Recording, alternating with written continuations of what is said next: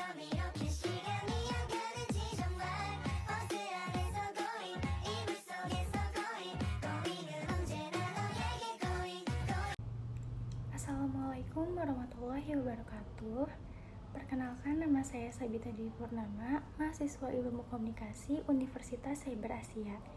Di sini saya akan menjelaskan mengenai aspek-aspek penting apa saja yang perlu diperhatikan dalam public speaking dan presentation. Public speaking dan presentation memerlukan struktur yang jelas dan bahasa yang mudah dipahami.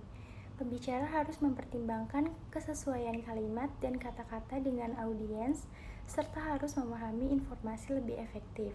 Sementara variasi dalam kalimat membuat presentasi lebih menarik. Adapun aspek-aspek yang perlu diperhatikan, yang pertama yaitu aspek komunikasi verbal dalam public speaking dan presentation. Aspek ini melibatkan kemampuan menggunakan bahasa yang efektif, menyediakan informasi yang relevan, serta mempertahankan struktur yang logis dalam presentasi. Selanjutnya, aspek komunikasi nonverbal. Aspek ini meliputi gestur, posisi badan, dan ekspresi wajah yang memiliki peran penting dalam menginformasikan serta mengarahkan perhatian audiens. Lalu yang ketiga ada aspek mengenal audiens. Aspek ini merupakan komponen yang penting dalam public speaking dan presentation karena memungkinkan untuk memahami kebutuhan, keinginan, dan tujuan audiens, serta memperluas komunikasi dengan mengintegrasikan informasi yang relevan untuk mereka. Selanjutnya ada aspek artikulasi dan intonasi suara. Aspek ini merupakan hal penting juga dalam public speaking. Artikulasi yang baik memungkinkan orator untuk membaca dan mengartikulasikan kata-kata dengan jelas. Sementara intonasi suara yang efektif membantu mengatur tone dan emosi dalam presentasi.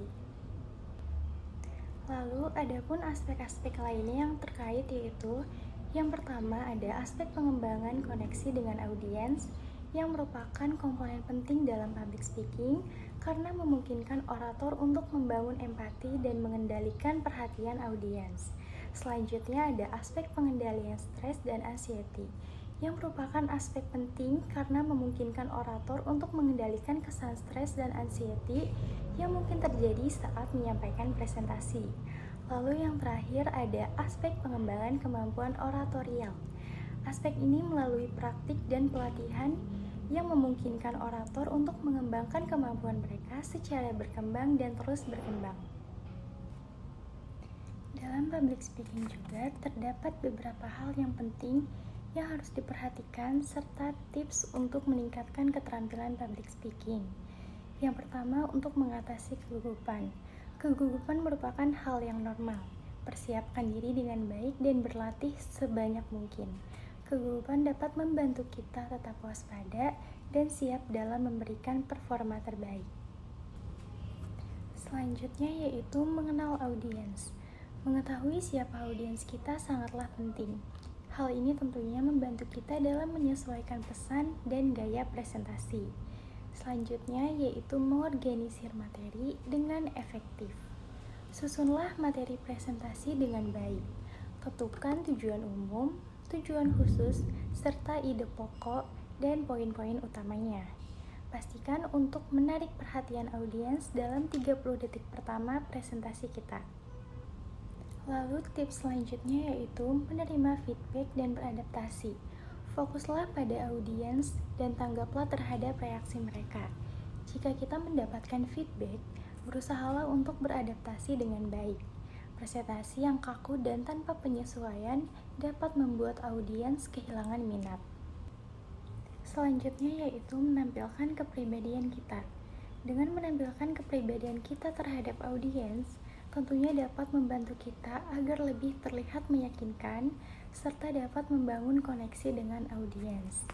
Lalu menggunakan humor dan bercerita. Dengan menggunakan humor dan bercerita, dapat membantu menarik perhatian audiens. Audiens umumnya menyukai sentuhan pribadi dalam presentasi. Selanjutnya, menggunakan bantuan audiovisual dengan bijak. Dengan menggunakan bantuan audiovisual, tentunya dapat membuat presentasi lebih menarik. Namun, menggunakan bantuan audiovisual ini harus secukupnya, karena jika terlalu banyak, dapat mengganggu koneksi langsung dengan audiens. Selanjutnya, yaitu menggunakan jeda. Gunakanlah jeda dengan bijak. Jeda ini tentunya dapat membantu menekankan poin penting dan memberikan audiens waktu untuk merespons. Dan yang terakhir yaitu berlatih, berlatih, dan berlatih. Latihan adalah kunci. Semakin sering kita berlatih, semakin bagus juga kemampuan kita. Latihan juga membantu kita untuk lebih percaya diri dan mengurangi kegugupan. Sekian presentasi dari saya serta penjelasan-penjelasan mengenai tips apa saja yang dapat digunakan dalam public speaking dan presentation. Wassalamualaikum warahmatullahi wabarakatuh.